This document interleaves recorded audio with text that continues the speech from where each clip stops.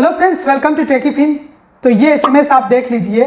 ये एसएमएस मुझे मेरे बैंक से आया है, सेंट्रल बैंक ऑफ इंडिया से, जिसमें कि मेरा सेविंग्स अकाउंट है। तो अगर आपको आपके बैंक से इस तरह का एसएमएस आता है तो इसका क्या मतलब होता है, और ये एसएमएस कब बैंक से आता है, और आपको क्या करना चाहिए इस एसएमएस आने के बाद, तो आइए इस वीडियो में हम ये डिस्कस करते हैं। तो सबसे पहले तो आप यहाँ पर ये एसएमएस देखिए।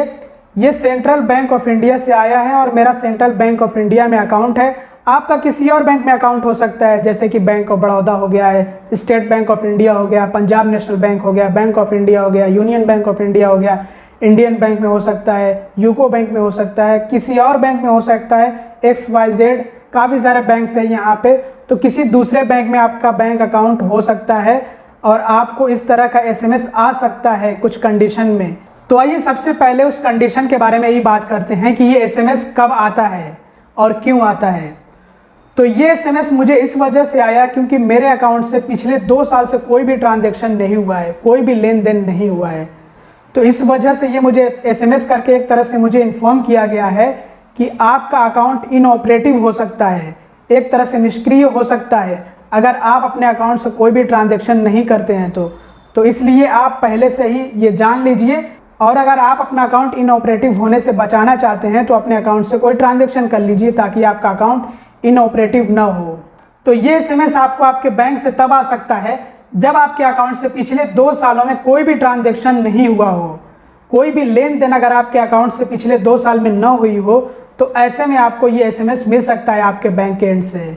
तो अब ये ट्रांजैक्शन का क्या मतलब होता है, तो ट्रांजैक्शन का साफ सीधा मतलब होता है लेन देन।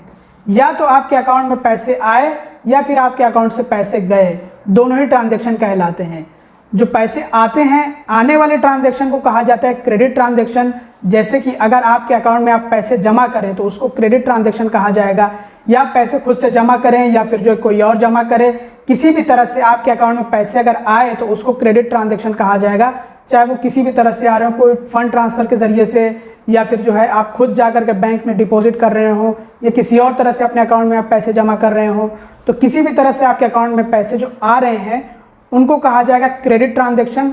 और अगर किसी तरह से आपके अकाउंट से पैसे जा रहे हो, जैसे कि आप पेमेंट कर रहे हैं, किसी को फंड ट्रांसफ़र कर रहे हैं, तो उसको कहा जाएगा डेबिट ट्रांजैक्शन। तो इस तरह के सारे ट्रांजैक्शंस जिनमें आपके पैसे जाते हों उनको डेबिट ट्रांजैक्शंस कहा जाएगा। सिवाय चार्जेस के, जो चार्जेस आपके अकाउंट से कटते हैं वो आप नहीं कह सकते हैं कि ये भी एक तरह का ट्रांजैक्शन हुआ। तो क्योंकि मेरे अकाउंट से चार्ज कटा पिछले 2 साल में तो एक ट्रांजैक्शन हो गया, तो इसलिए मेरा अकाउंट इनऑपरेटिव नहीं होना चाहिए, निष्क्रिय नहीं होना चाहिए है। तो जो चार्ज कटता है आपके अकाउंट से उसको आप डेबिट ट्रांजैक्शन में नहीं काउंट कर सकते हैं। आप नहीं काउंट कर सकते हैं कि वो एक तरह का ट्रांजैक्शन हो गया, तो इसलिए मेरा अकाउंट इनऑपरेटिव नहीं होना चाहिए। क्योंकि मेरे अकाउंट से चार्ज कटा है तो एक ट्रांजैक्शन हो गया 2 साल में, तो अब मेरा अकाउंट जो निष्क्रिय नहीं होना चाहिए है। तो ऐसा नहीं होता है। चार्ज को छोड़ करके बाकी जो आपके अकाउंट से पैसे जाते हैं उनको डेबिट ट्रांजैक्शन कहा जाएगा। तो किसी भी तरह का ट्रांजैक्शन होना चाहिए आपके बैंक अकाउंट से पिछले 2 साल के अंदर अंदर, चाहे वो क्रेडिट ट्रांजैक्शन हो या फिर डेबिट ट्रांजैक्शन हो, ताकि आपका अकाउंट इनऑपरेटिव ना हो, एक्टिव रहे और आप अपने अकाउंट को इस्तेमाल कर सकें। कुछ लोग ये पूछने लगते हैं कि क्या सिर्फ पैसे जमा करने पर ही अकाउंट एक्टिव रहेगा, तो ऐसा नहीं है। ज़रूरी नहीं है कि सिर्फ पैसे जमा करने पर ही। हाँ, अगर आपके अकाउंट में एकदम पैसे ख़त्म हो गए हो, एकदम नील चल रहा हो, तो ऐसे में आपको पैसे जमा करना तब तो ज़रूरी है ही। लेकिन आपके अकाउंट ऑलरेडी अच्छा खासा अमाउंट पड़ा हुआ है और कई साल से पड़ा हुआ है, तो ज़रूरी नहीं है कि आप फिर से पैसे जमा करके ही उसको एक्टिव रखें। आप उसमें से थोड़े से पैसे निकाल लेंगे तब भी आपका अकाउंट एक्टिव रहेगा, तभी वो ट्रांजैक्शन माना जाएगा, डेबिट ट्रांजैक्शन होगा, तब भी आपका अकाउंट जो है चलता रहेगा। तो ये एसएमएस आने के बाद हमें क्या करना चाहिए है, तो जनरली ये एसएमएस हमें पहले ही आ जाता है एक तरह से हमें इन्फॉर्म करने के लिए। अभी हमारा अकाउंट इनऑपरेटिव नहीं हुआ रहता है, एक्टिव रहता है, तो पहले से ही बैंक हमें एक तरह से इन्फॉर्म कर देता है कि आपके अकाउंट से कोई ट्रांजैक्शन नहीं हुआ है पिछले 2 साल के अंदर अंदर। तो इसलिए आप कोई एक ट्रांजैक्शन कर लीजिए ताकि आपका अकाउंट इनऑपरेटिव ना हो, निष्क्रिय ना हो। तो जैसे ही आपको ये एसएमएस मिले और आप ये चाहते हो कि आपका अकाउंट एक्टिव रहे, निष्क्रिय ना हो, तो आप कोई एक ट्रांजैक्शन कर लीजिए। अगर आपके अकाउंट में बहुत अच्छे खासे अमाउंट पड़े हों तो आप थोड़े से पैसे निकाल लीजिए, या फिर अगर आपके अकाउंट में बहुत कम पैसे पड़े हों तो थोड़े से आप पैसे उसमें डाल लीजिए। अगर आप 1-2 रुपये का ट्रांजैक्शन भी कर लेंगे तो वो भी ट्रांजैक्शन माना जाएगा, जिससे कि आपका अकाउंट इनऑपरेटिव नहीं होगा, आपका अकाउंट चलता रहेगा। तो ये एसएमएस आने के बाद आपको सीधा एक ट्रांजैक्शन कर लेना है, चाहे आप डेबिट ट्रांजैक्शन करें या फिर क्रेडिट ट्रांजैक्शन करें, उससे कोई मतलब नहीं है।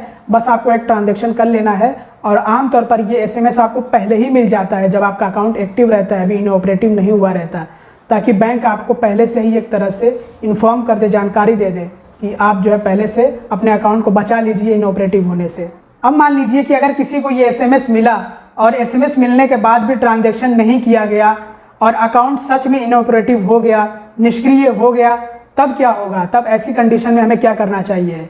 तो अकाउंट इनऑपरेटिव होने के बाद हम चाहें तो अपने अकाउंट को दोबारा से एक्टिवेट करा सकते हैं, लेकिन उसके लिए हमें ब्रांच पे विजिट करना होगा और उसके बाद हमें अपना एक तो केवाईसी कराना होगा और एक डोरमेंट फॉर्म आता है या फिर अकाउंट इनऑपरेटिव फॉर्म आता है, मतलब अकाउंट को दोबारा से एक्टिवेट करने के लिए, रीएक्टिवेट करने के लिए। तो वो फॉर्म हमें फिल करके अपने केवाईसी डॉक्यूमेंट्स की कॉपी के साथ में अपने ब्रांच में सबमिट करना होता है। तो आपको ब्रांच विजिट करना पड़ेगा अगर आप अपने इनऑपरेटिव अकाउंट को दोबारा से एक्टिवेट कराने जाएंगे, तो उसके लिए आप ब्रांच विजिट करके और जो फॉर्म आता है इनऑपरेटिव अकाउंट या फिर डोरमेंट अकाउंट के लिए, वो फॉर्म फिलअप करके अपने केवाईसी डॉक्यूमेंट्स की कॉपी के साथ में अपने बैंक अकाउंट में सबमिट करना होता है। और अगर बैंक आपसे केवाईसी कराने के लिए कहता है तो ऐसे में आपको एक केवाईसी फॉर्म भी साथ में फिल करके और उसको अटैच करके अपने बैंक ब्रांच में सबमिट करना पड़ता है, तब जा करके आपका अकाउंट दोबारा से एक्टिवेट होता है। अब अगर आपके मन में ये सवाल आ रहा हो कि अगर अकाउंट इनऑपरेटिव हो, निष्क्रिय हो, तो ऐसे में क्या हम उस अकाउंट से काम नहीं चला सकते हैं? वो अकाउंट क्या काम नहीं करेगा, बेकार हो जाएगा?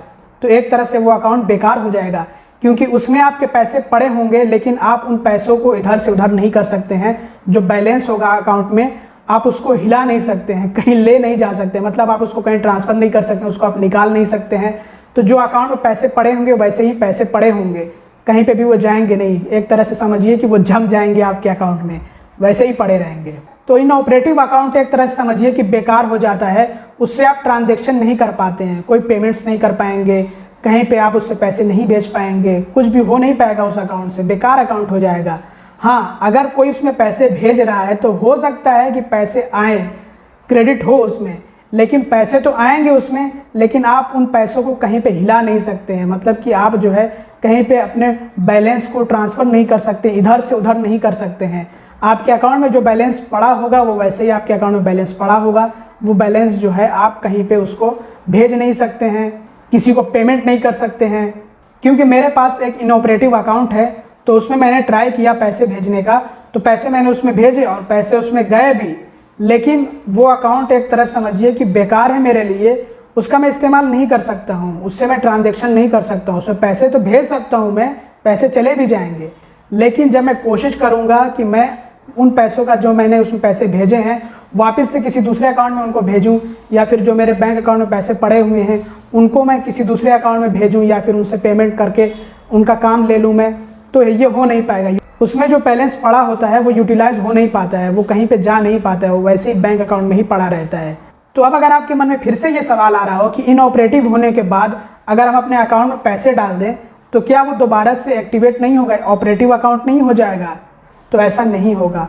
एक बार इनऑपरेटिव हो गया तो उसके लिए आपको ब्रांच विजिट करना होगा, हो सकता है वहाँ पे आपसे केवाईसी कराई जाए, और जो मैंने आपको बताया कौन सा फॉर्म आपको फिल करके और सबमिट करना होता है, इनऑपरेटिव या फिर डोरमेंट अकाउंट का एक फॉर्म आता है वो आपको फिल करके और सबमिट करना होता है। तब जा करके कहीं उसमें भी टाइम लगता है, कम से कम 2 दिनों का टाइम तो लगता ही है, तब आपका अकाउंट एक्टिवेट होता है और उसके बाद आप ट्रांजैक्शन कर सकते हैं। तो ऐसा नहीं कि इनऑपरेटिव होने के बाद आप ये सोचें कि आप अपने अकाउंट में पैसे डाल लें तो पैसे चले गए तो वो फिर से जो है आप ऑपरेटिव अकाउंट हो गया, तो ऐसे नहीं होता है। तो मैंने आप लोगों को इस एसएमएस का मतलब भी समझा दिया है और जितने सवाल आपके दिमाग में आने वाले थे उनके जवाब भी दे दिए हैं। अब फिर भी अगर कोई सवाल आपके दिमाग में रह गया हो और जो मेरे दिमाग में ना आया हो तो वो आप कमेंट सेक्शन में लिख सकते हैं, मुझसे पूछ सकते हैं। तो इस वीडियो में बस इतना ही। अगर आपको वीडियो पसंद आया तो ज़रूर से लाइक करिएगा, चैनल को सब्सक्राइब ना किया हो तो सब्सक्राइब भी कर लीजिएगा और वीडियो को शेयर कर दीजिएगा। Thanks for watching, bye bye.